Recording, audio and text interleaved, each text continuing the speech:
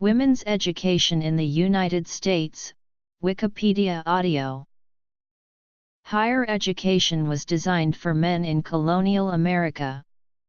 Since the 1800s, women's positions and opportunities in the educational sphere have increased. In 1982, women surpassed men in number of bachelor's degrees conferred in the United States, and more bachelor's degrees have been conferred on women each year since. Since 2005, the majority of degrees in each category have been conferred on women in the U.S. In colonial America, elementary education was widespread in New England, but limited elsewhere. New England Puritans believed it was necessary to study the Bible, so boys and girls were taught to read at an early age. It was also required that each town pay for a primary school. About 10% enjoyed secondary schooling. Few girls attended formal schools, but most were able to get some education at home or at so-called dame schools, where women taught basic reading and writing skills in their own houses. By 1750, nearly 90% of New England's women and almost all of its men could read and write. There was no higher education for women. Tax-supported schooling for girls began as early as 1767 in New England. It was optional and some towns proved reluctant. Northampton, Massachusetts, for example, was a late adopter because it had many rich families who dominated the political and social structures, and they did not want to pay taxes to aid poor families. Northampton assessed taxes on all households, rather than only on those with children, and used the funds to support a grammar school to prepare boys for college. Not until after 1800 did Northampton educate girls with public money. In contrast, the town of Sutton, Massachusetts, was diverse in terms of social leadership and religion at an early point in its history. Sutton paid for its schools by means of taxes on households with children only, thereby creating an active constituency in favor of universal education for both boys and girls. History. Historians point out that reading and writing were different skills in the colonial era. School taught both, but in places without schools, reading was mainly taught to boys and also a few privileged girls. Men handled worldly affairs and needed to read and write. Girls only needed to read. This educational disparity between reading and writing explains why the colonial women often could read, but could not write and could not sign their names. They used an X. Across the South, there was very little public schooling. Most parents either homeschooled their children using peripatetic tutors or sent them to small local private schools. A study of women's signatures in Georgia indicates a high degree of literacy in areas with schools. In South Carolina, scores of school projects were advertised in the South Carolina Gazette beginning in 1732. Coinciding with the beginnings of the first wave of feminism in the 20th century came the attempt by women to gain equal rights to education in the United States. Women's rights organizations focused on adjusting and increasing women's place in the public arena by arguing that the only fundamental differences between women and men were socially constructed ones, and thus women should be offered the same extensive and practical education that were offered to men. After long battles against gender oppression, women finally obtained the right to be educated through several government acts/conventions, the opening of facilities willing to educate them, and the opportunity to continue into higher education. Education was a controversial topic in the 1930s, and sex-segregated school systems protected the virtue of female high school students. Home economics and industrial education were new elements of the high school curriculum designed for unmistakably women's occupations. These classes taught women practical skills such as sewing, cooking, and using the new domestic inventions of the era. Unfortunately, this formal training offered women little advantage in the struggle for stable work at a livable wage. The 1930s also saw tremendous changes in women's education at the college level. In 1900, there were 85,338 female college students in the United States and 5,237 earned their bachelor's degrees. By 1940, there were 600,953 female college students and 77,000 earned bachelor's degrees. This increase was partially explained by the contemporary discourse that reinforced the need for higher education for women in their positions as wives, mothers, citizens, and professionals.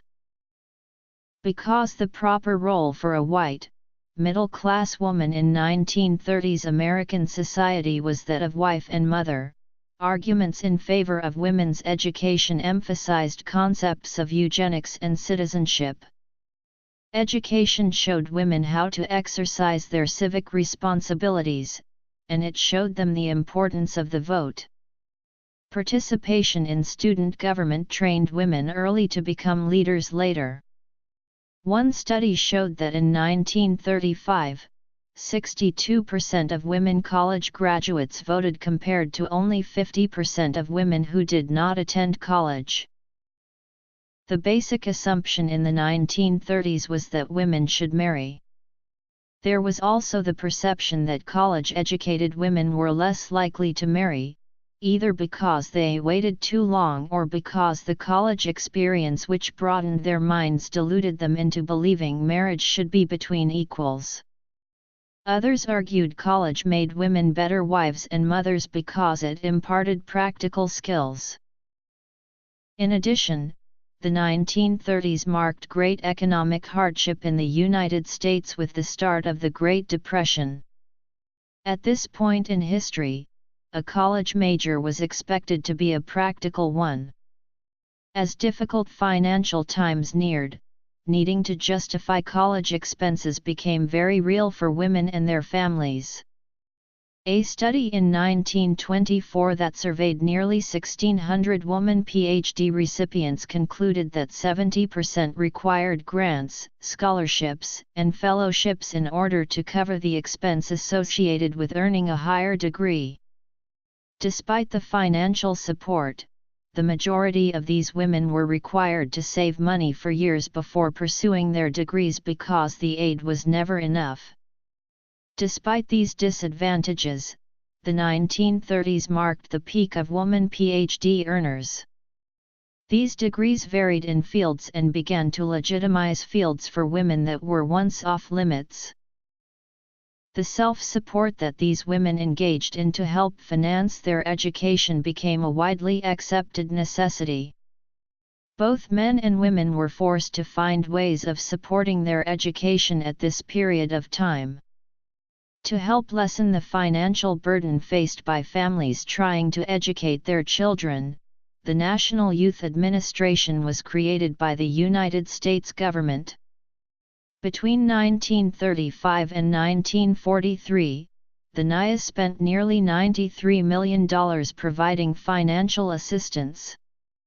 Despite the increasing opportunities for women in education, there was a constant need to justify the expense. As the number of college graduates increased, those who were displaced during the Great Depression had to compete with a younger and more educated group of people. Colonial. The 1930s also marked the 10th anniversary of women's suffrage in the United States. Despite earning the right to vote, women were still largely refused any role in positions of political power that allow them to make political change for their gender.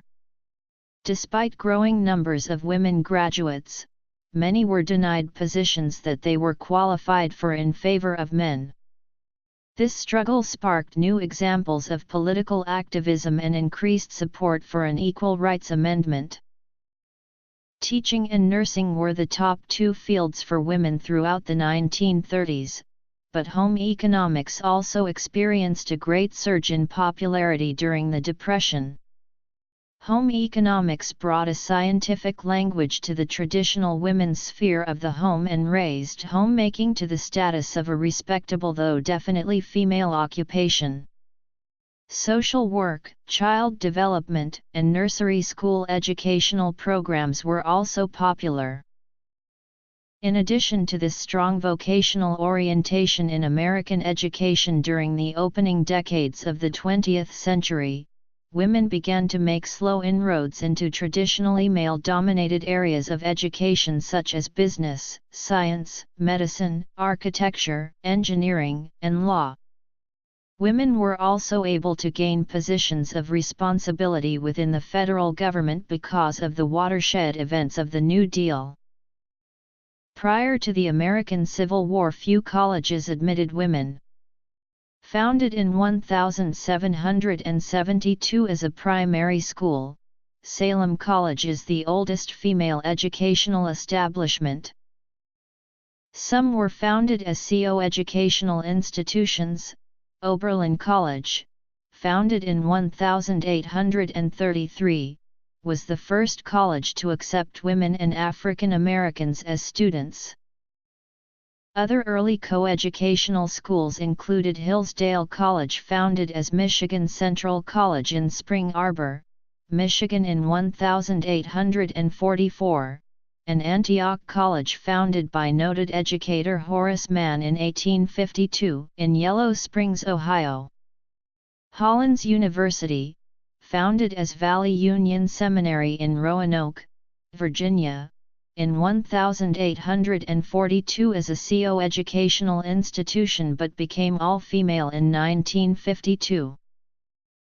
A number of colleges were founded before the Civil War with all-female student bodies, including Mount Holyoke College of South Hadley, Massachusetts, founded in 1837 by Mary Lyon as Mount Holyoke Female Seminary, Wesleyan College of Macon, Georgia, founded in 1839 as Georgia Female College, which claims to be the first college in the world chartered to grant degrees to women, Queens College of Charlotte, North Carolina, founded in 1857 as Charlotte Female Institute, Averett College of Danville, Virginia, founded in 1859 as Union Women's College, and Vassar College, founded in Poughkeepsie, New York in 1861. 20th century. 1930s. With the start of the war, many males were in uniform, so more opportunities arose for women to fill the empty space in schools, and the universities became more willing to admit the women. Slowly more educational institutions opened their doors to women.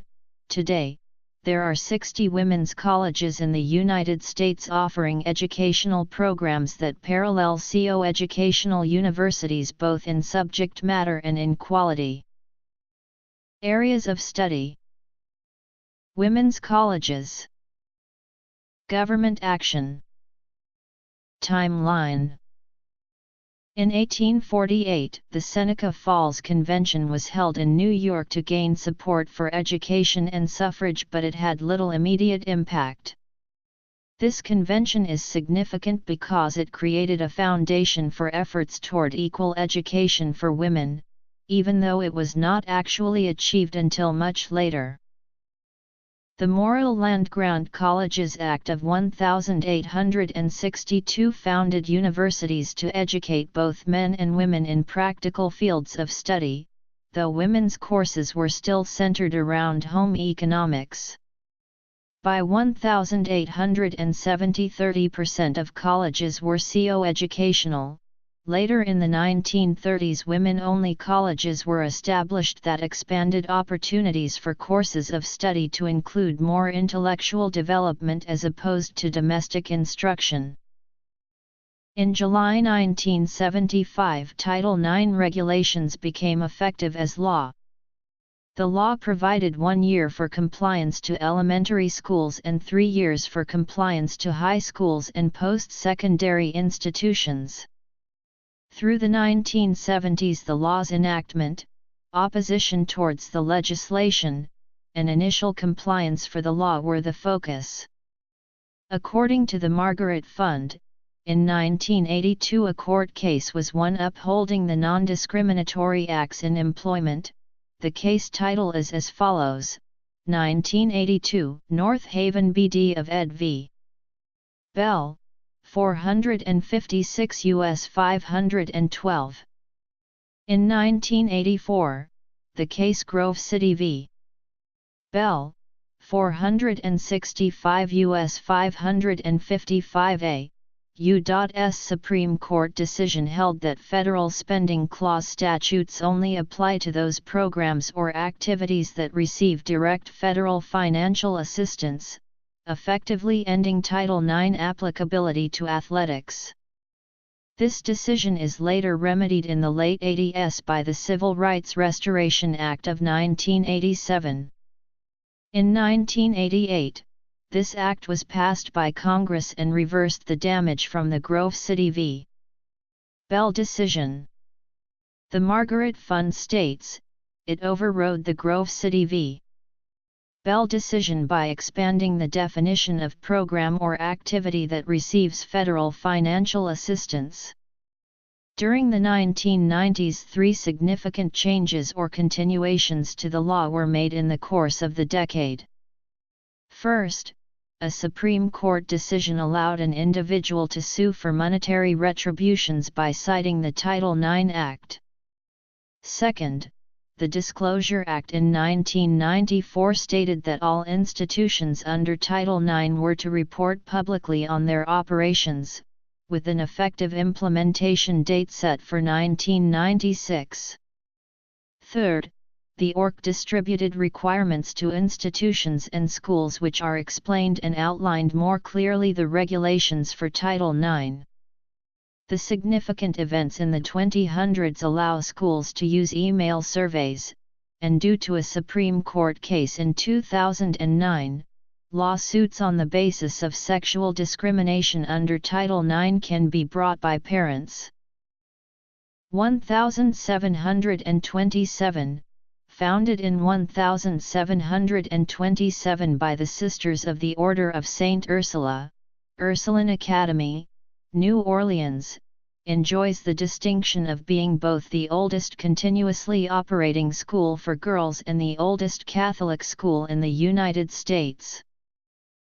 1742, Moravians in Pennsylvania established the first all-girls boarding school in America, the Bethlehem Female Seminary, to serve the Moravian community in and near Bethlehem. In 1863 it became a college. In 1913 it became Moravian Seminary and College for Women. Historians accept Moravian as the oldest, though not continuously operational because of its current co-ed status, specifically Female Institute of Higher Learning in the United States. 1783, Washington College in Chestertown, Maryland, appointed the first women instructors at any American college. Elizabeth Collister Peel and Sarah Collister taught painting and drawing. 1803, Bradford Academy in Bradford, Massachusetts was the first higher educational institution to admit women in Massachusetts. It was founded as a co-educational institution, but became exclusively for women in 1837. 1826, the first American public high schools for girls were opened in New York and Boston. 1829, the first public examination of an American girl in geometry was held. 1831, as a private institution in 1831, Mississippi College became the first coeducational college in the United States to grant a degree to a woman. In December 1831 it granted degrees to two women, Alice Robinson and Catherine Hall. 1837, Bradford Academy in Bradford, Massachusetts, due to declining enrollment, became a single-sexed institution for the education of women exclusively. 1837 Mount Holyoke College was founded by Mary Lyon. Historiography. 1849, Elizabeth Blackwell, born in England, became the first woman to earn a medical degree from an American college, Geneva Medical College in New York. 1850, Lucy Sessions earned a literary degree from Oberlin College, becoming the first African American woman in the United States to receive a college degree.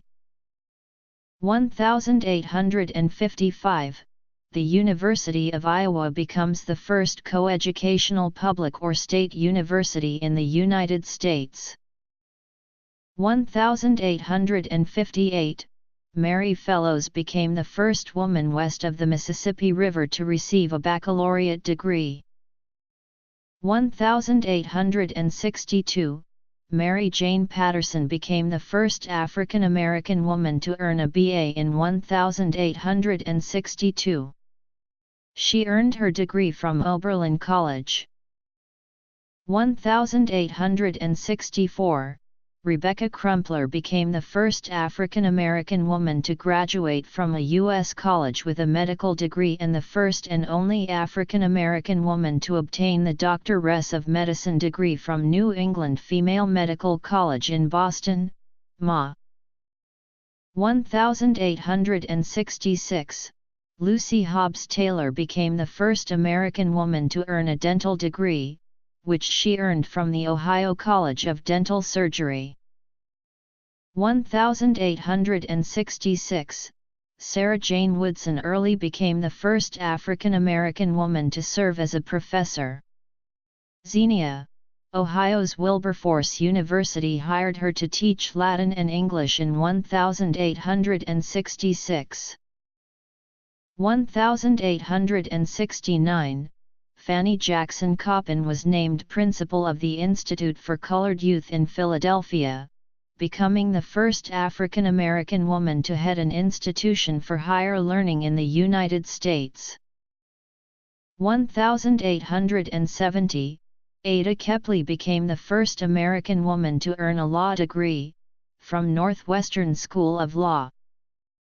1870, Ellen Swallow Richards became the first American woman to earn a degree in chemistry, which she earned from Vassar College in 1870. 1871, Frances Elizabeth Willard became the first female college president in the United States, as president of Evanston College for Ladies in Illinois. 1871, Harriet Cook became the first woman college professor in the United States, appointed full professor with a salary equal to her male peers. 1871, Japanese women are allowed to study in the USA. 1873, Linda Richards became the first American woman to earn a degree in nursing. 1877, Helen McGill White became the first American woman to earn a Ph.D., which she earned at Boston University in the subject of Greek. 1878, Mary L. Page became the first American woman to earn a degree in architecture, which she earned from the University of Illinois, Urbana-Champaign. 1879, Mary Eliza Mahoney became the first African American in the U.S. to earn a diploma in nursing, which she earned from the School of Nursing, New England Hospital for Women and Children in Boston.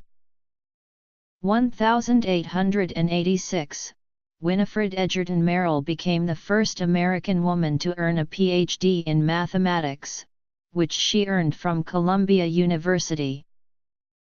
1889, Maria Louise Baldwin became the first African American female principal in Massachusetts and the Northeast, supervising white faculty and a predominantly white student body at the Agassiz Grammar School in Cambridge. 1889, Susan Law Fletcher Picotte became the first Native American woman to earn a medical degree, which she earned from Woman's Medical College of Pennsylvania. 1890, Ida Gray became the first African American woman to earn a Doctor of Dental Surgery degree, which she earned from the University of Michigan. 1892, Laura Eisenhuth became the first woman elected to state office as Superintendent of Public Instruction. 1894, Margaret Floy Washburn became the first woman to be officially awarded the Ph.D. degree in psychology, which she earned at Cornell University under E.B. Titchener. Late 1800s, exact date unknown, Anandabai Joshi from India, Keiko Okamai from Japan, and Sabat Islam Boli from Syria became the first women from their respective countries to get a degree in Western medicine, which they each got from the Women's Medical College of Pennsylvania, where they were all students in 1885. 1900, Otelia Cromwell became the first African American woman to graduate from Smith College in Northampton, Massachusetts. 1903, Mignon Nicholson became the first woman in North America to earn a veterinary degree, which she earned from McKillop Veterinary College in Chicago, Illinois. 1904, Helen Keller graduated from Radcliffe, becoming the first deaf-blind person to earn a Bachelor of Arts degree. 1905, Nora Stanton Blatch Barney, born in England, became the first woman to earn a degree in any type of engineering in the United States, which she earned from Cornell University. It was a degree in civil engineering. 1908, Alpha Kappa Alpha Sorority, the first African American Greek letter organization for women, was founded at Howard University. 1909, Ella Flagg Young became the first female superintendent of a large city school system. 1915, Lillian Gilbreth earned a Ph.D. in industrial psychology from Brown University, which was the first degree ever granted in industrial psychology. Her dissertation was titled Some Aspects of Eliminating Waste in Teaching. 1917, Sigma Delta Tau Sorority, a Jewish women's Greek letter organization, was founded at Cornell University in response to anti-Semitism. 1921, Sadie Tanner Mossell became the first African American woman to earn a Ph.D. in the U.S. when she earned a Ph.D. in economics from the University of Pennsylvania. 1922, Sigma Gamma Rho sorority was founded. It was the fourth African American Greek letter organization for women, and the first African American sorority established on a predominantly white campus, Butler University in Indianapolis, Indiana. 1922, Lorna Myrtle Hodgkinson became the first woman to earn a Ph.D. from Harvard, which she earned in education. 1923, Virginia Proctor Powell Florence became the first African American woman to earn a degree in library science. She earned the degree in 1923 from the Carnegie Library School, which later became part of the University of Pittsburgh. 1925, Zora Neale Hurston became the first African American woman to be admitted to Barnard College. 1926, Dr. May Edward Chin became the first African American woman to graduate from the university and Bellevue Hospital Medical College. 1929, Jenny Rosenthal Bramley, born in Moscow, became the first woman to earn a Ph.D. in physics in the United States, which she earned from New York University. 1931, Jane Matilda Bolen was the first African American woman to graduate from Yale Law School. 1932, Dorothy B. Porter became the first African American woman to earn an advanced degree in library science from Columbia University. 1933, Inez Beverly Prosser became the first African American woman to earn a Ph.D. in psychology, which she earned from the University of Cincinnati.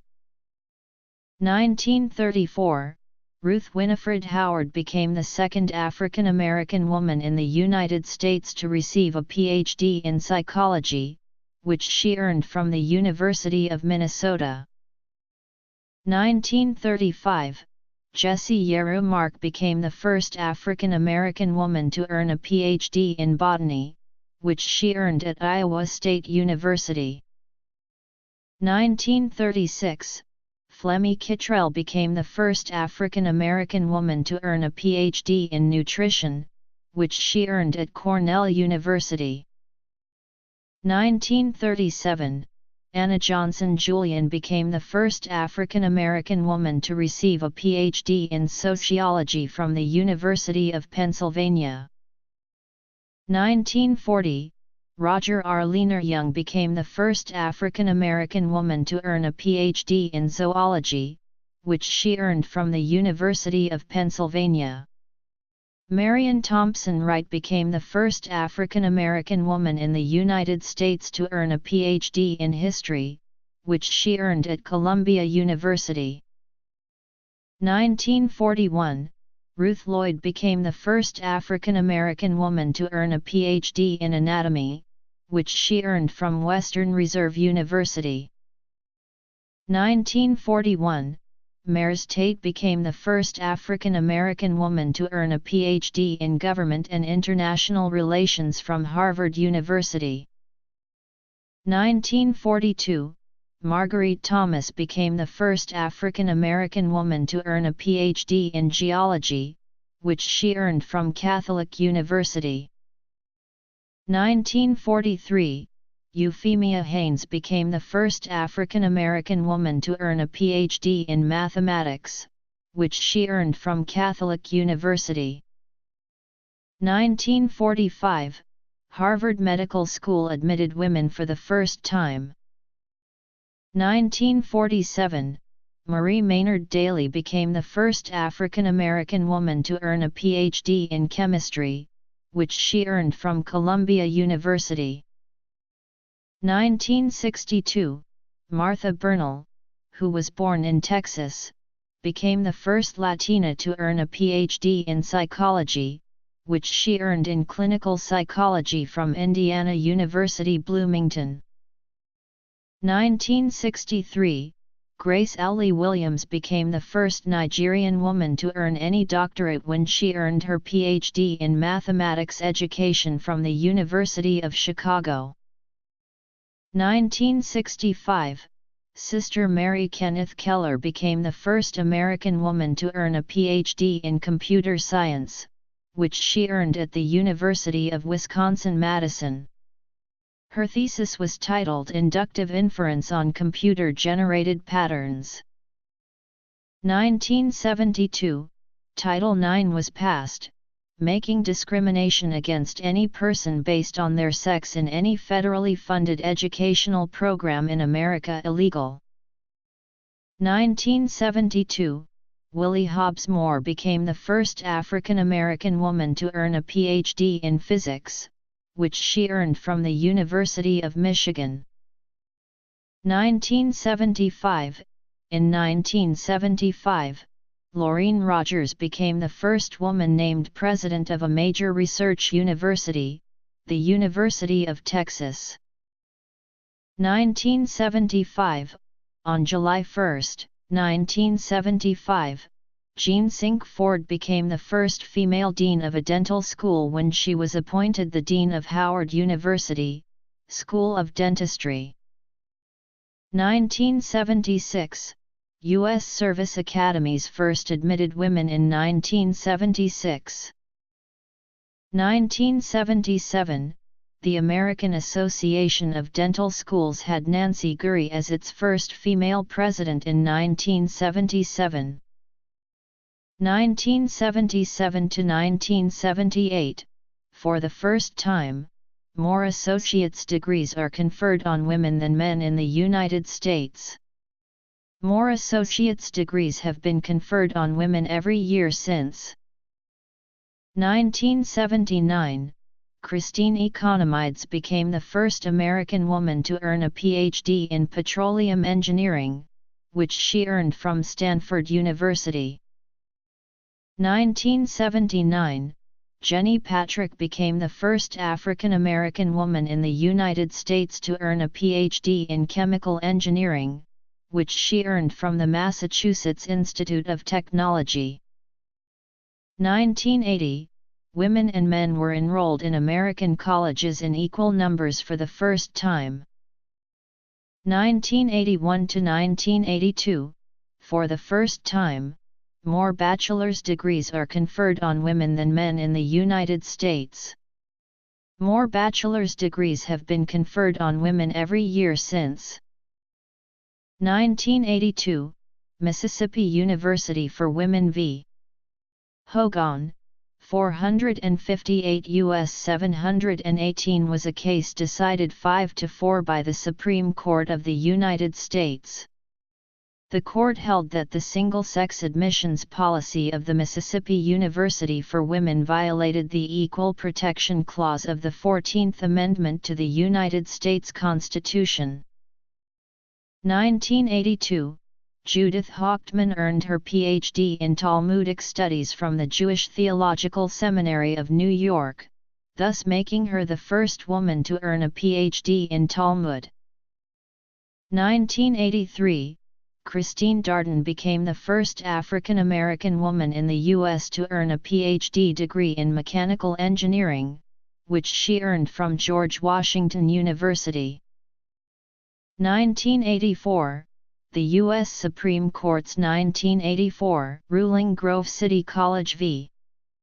Bell held that Title IX applied only to those programs receiving direct federal aid. The case reached the Supreme Court when Grove City College disagreed with the Department of Education's assertion that it was required to comply with Title IX. Grove City College was not a federally funded institution, however.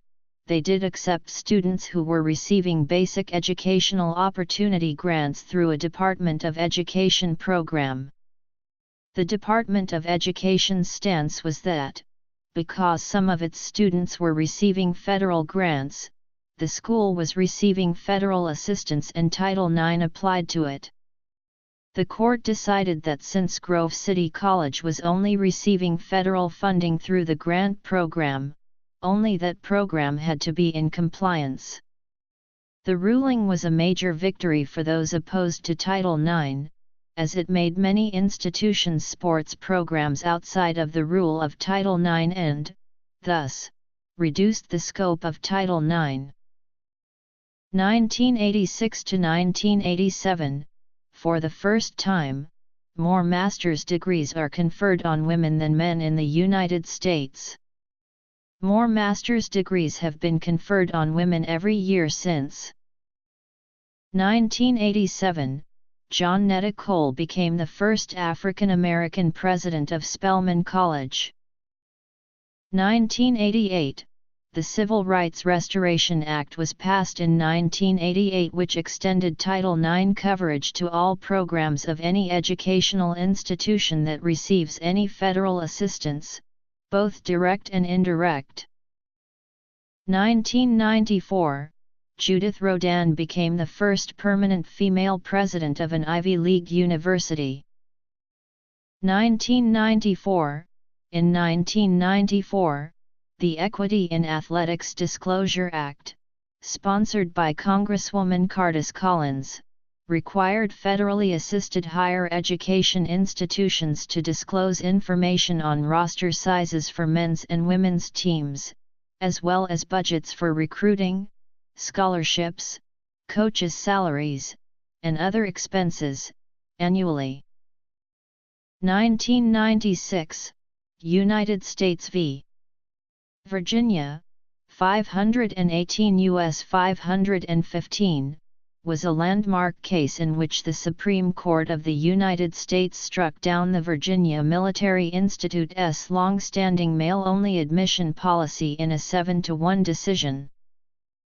2001, Ruth Simmons became the 18th president of Brown University, which made her the first African American woman to lead an Ivy League institution.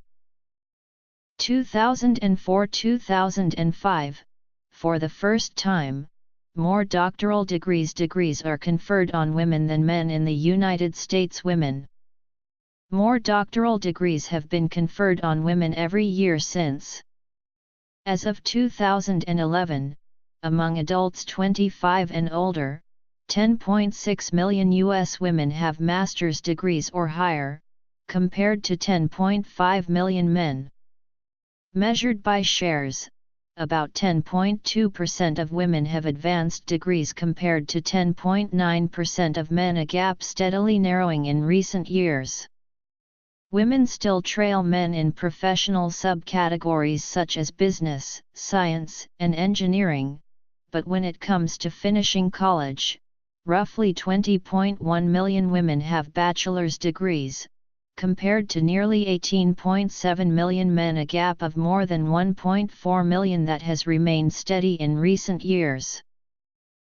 2006, on November 24, 2006, the Title IX regulations were amended to provide greater flexibility in the operation of single-sex classes or extracurricular activities at the primary or secondary school level.